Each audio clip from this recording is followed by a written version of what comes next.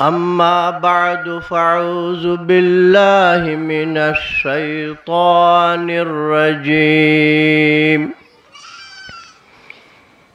بسم الله الرحمن الرحيم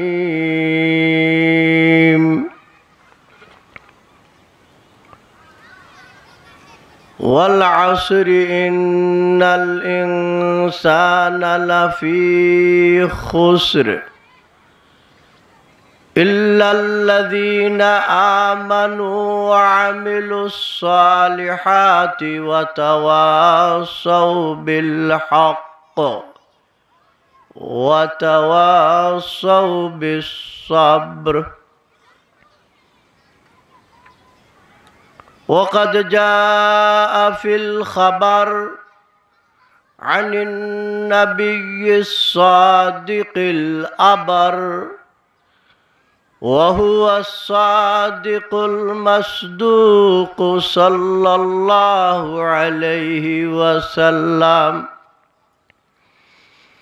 كفى به ابتهاجا وفخرا من صلى علي واحدة صلى الله عليه عشرا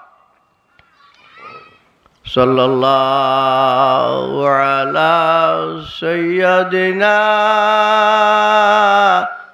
ومولانا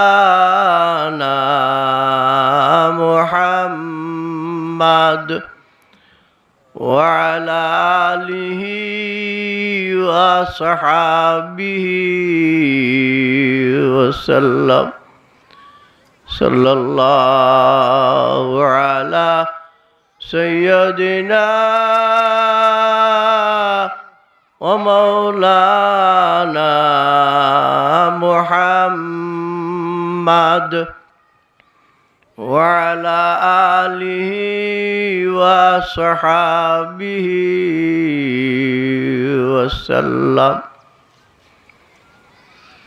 أما بعد نهاية قابل الاحترام جناب صدر इजलास উপস্থিত উলামাই কেরাম মুরব্বিয়ান ইজাম যুবক ভাইসকল পর্দার আড়ালে আমার সম্মানিতা মার বইনেরা একটু জুড়ে সুরে বলি আলহামদুলিল্লাহ বলতে পারেন জুড়ে খেনে মনটারে বুঝাইবার লাগে মনে চায় না আল্লাহর নাম লন জবানে চায় না মন জবান দিয়ে আল্লাহর উচ্চারণ করন এর লাগি কিছু মাঝে মধ্যে সবার মধ্যে জুড়ে খৌকা এই কথা কইয়া অভ্যাস করা হয় আসলে এই মাহফিল মাত্র 12-14 ঘন্টা এই 12-14 ঘন্টা দিয়া এত লম্বা কোরআন হাদিস সকল তারে কি আলোচনা করা সম্ভব না সুতরাং এটা হইল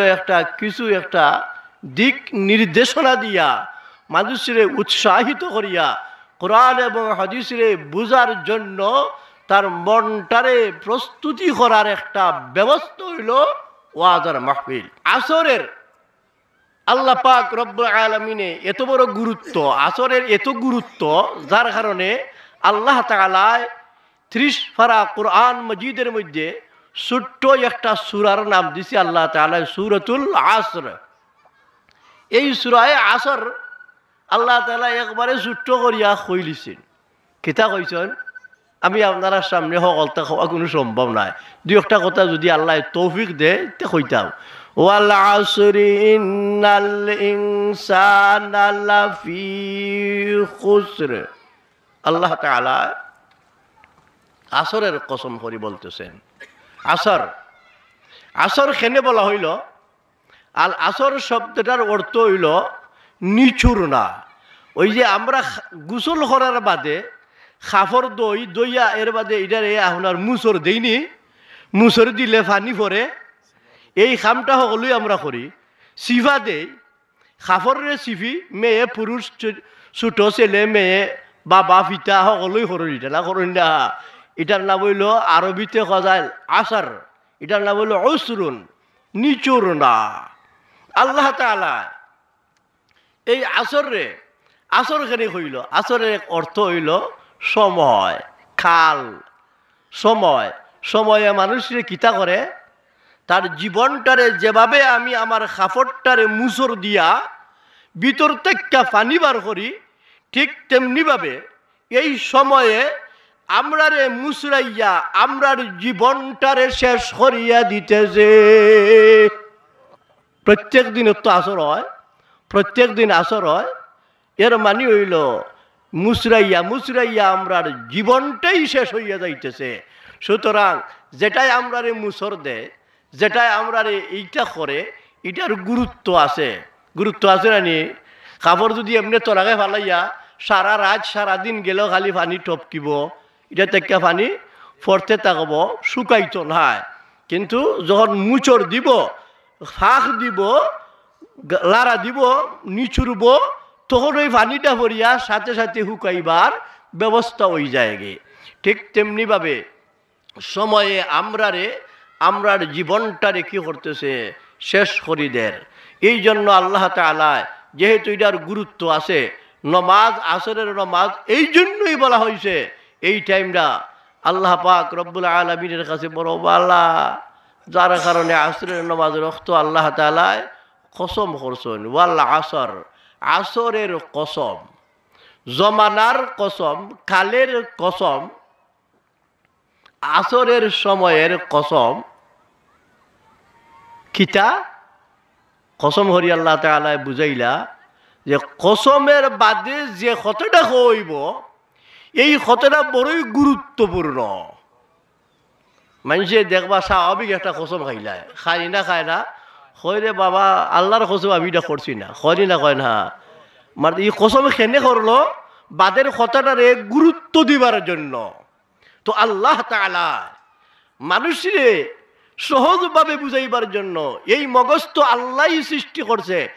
এই মেমোরিটা খে বানাইল, এই মেমোরি খে বানাইছে, এই চক্ষু খে বানাইছে, এই জিহ্বা খে বানাইল, একমাত্র আল্লাহ। আল্লাহ বানাইয়া আল্লাহ বুঝে না, বুঝে না, আল্লাহ বুঝে। যার কারণে আল্লাহ তাআলা কয় ওয়াল আসরি, কালের কসম, আসরের কসম, সময়ের কসম। গুরুত্বপূর্ণ কিতা কথাটা, ইন্নাল ইনসানা লাফি খুসর। এই দুনিয়ার মানুষেরা, মেয়ে পুরুষেরা, দুনিয়ার যত মানুষ আছে, যা মানুষ আছে, যত ধর্মাবলম্বী আছে, মুসলমান, হিন্দু, খ্রিস্টান, বৌদ্ধ, উপজাতি, চাকমা, যত জাতের হইতে পারে, যত জাতের মানুষ পৃথিবীতে আছে, সমস্ত মানুষের কথা ওই আয়াতের মধ্যে আল্লাহ তাআলা ফরমায় সমস্ত মানুষ ক্ষতিগ্রস্তের মধ্যে। সমস্ত মানুষকে ক্ষতিগ্রস্ত।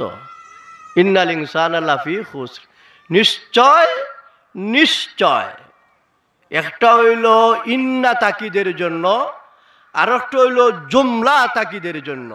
ইন্নাল ইনসানা লাফি খুসর, নিশ্চয় নিশ্চয় দুনিয়ার সকল মানুষেরা, মেয়ে এবং পুরুষেরা সবাই ক্ষতিগ্রস্তের মধ্যে। এর বাদে আল্লাহ তাআলা এখন শেষ না, কথা তো শেষ না, রইছে না নি কথা। ইন্নাল ইনসানা লাফি খুসর ইল্লাল্লাযীনা আমানু। আল্লাহ তাআলা ফরমান কইছি ঠিকই সকল মানুষ, কিন্তু কিছু মানুষ যারা কিতা করছে, ঈমান আনছে, যারা ঈমান আনছে, আল্লাহরে বিশ্বাস করছে। আল্লাহরে বিশ্বাস করেনওয়ালা খারা, যারা আল্লাহর পক্ষ থেকে নবী আইসন আর নবীরে যারা মানছে, মুসা আলাইহিস সালামের জমানা, আদম আলাইহিস সালামের জমানা, অর্থাৎ সকল জমানা, যে আইতে আইতে আমরার জমানা, জনাবে রাসূলুল্লাহ সাল্লাল্লাহু আলাইহি ওয়াসাল্লামের জমানা। এই জমানার শেষ নবী আমাদের নবী মুহাম্মদুর রাসূলুল্লাহ সাল্লাল্লাহু আলাইহি ওয়াসাল্লাম। তান্ডে যারা বিশ্বাস করছে, তাই আল্লাহর পক্ষ থেকে নবী আইসন, কোরআন নিয়ে আইসন, এই কথার উপরে যারার পূর্ণ বিশ্বাস, যারা আল্লাহর উপরে বিশ্বাস হইল, যারা কোরআনে মানল, নবীরে মানল, নবীর কথারে মানল, নবীর আমলরে মানল, নবীর চাল চলনে মানল, নবীর সব আদর্শরে মানল, ওই সমস্ত মানুষরাই বলা হয় ঈমানওয়ালা। এরা হইল ঈমানদার। ইল্লাল্লাযীনা মানু, এই সমস্ত মানুষ ঈমান আনছে। আল্লাহ এখন সকল ক্ষতিগ্রস্তের মধ্যে কিন্তু যারা ঈমান আনল, এক পয়েন্ট, 4টা পয়েন্ট আছে, একটা পয়েন্ট ইল্লাল্লাযীনা আমানু, সর্বপ্রথম ঈমান। বাদেরগুলো আইব, ঈমান যদি হয় তাহলে আপনার আইব, আর নাইলে আইতো না, এটা কোনো দরকার নাই। ঈমান না হইলে, মূল না থাকলে কোনো কাজ হয় না। দুধ যদি না থাকে মাটা ভাগ দিতে পারবা, হা ফানিদের মাঝে মাটা ভাগ দেবন যাইব, গি তুলন যাইব, ফিরিসা ভবন যাইব, কুস্ত তো হরণ যাইত না। দুধ লাগবো, আগে ঈমান লাগবো। ঈমান যখন তার অন্তরের মধ্যে আসবে তখন তার মধ্যে আরো কিছু গুণাবলী এমনি ভাবে আইব, ঈমানে তারে টান্যা আনব। এই ঈমান, এই ঈমান হইলে সর্বপ্রথম। ঈমান না হইলে কোনো কাম নাই। তো ঈমান আমরা আনছি। ঈমান আনার কারণে আজকে মাদ্রাসা, ঈমান আনার কারণে বুখারী শরীফের সবক, মিশকাত শরীফের সবক, আবু দাউদের সবক, হেদায়েতুন পড়া হয়, আলিব্বা পড়া হয়, বা তাসা পড়া হয়। সেনে ঈমান আছে। ঈমান হওয়ার কারণে, যেখানে ঈমান নাই এখানে আলিব্বা আছে। তো ঈমান যখন নাই, ঈমানের চাহিদায় আজকে মাদ্রাসা। মাদ্রাসা তো মাদ্রাসা ওইতে মহিলা মাদ্রাসা। কারণ পুরুষের খালি মাদ্রাসা পড়ব, খালি জ্ঞান শিখব, কোরআন হাদিস বুঝতো, আর মেয়েরার কি অধিকার নাই? আল্লাহ তাআলা কইছে ইন্নাল ইনসানা লাফি খুসর। এখানে মধ্যে বেডাও আমাইছে, বেডিও আছে। তে বেডা বেডি সকল তো ক্ষতিগ্রস্তের মধ্যে। এর মধ্যে আল্লাহ এখন যে না, একটা গুণ, যে গুণের মধ্যে সবাই শরিক। কোন গুণ? ঈমান।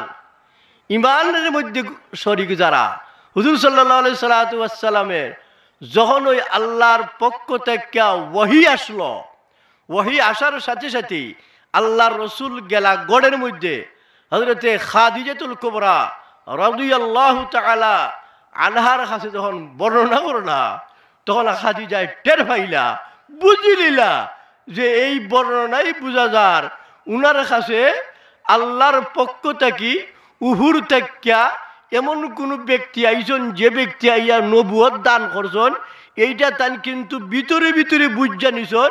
যার কারণে আল্লাহর রসুলে খোয়ার বাদে তাই কইলা যে আপনি চিন্তা করবা না, গাবাইবা না, ডরাই না জানো, আপনি ভয় পাইবার কোনো কারণ নাই।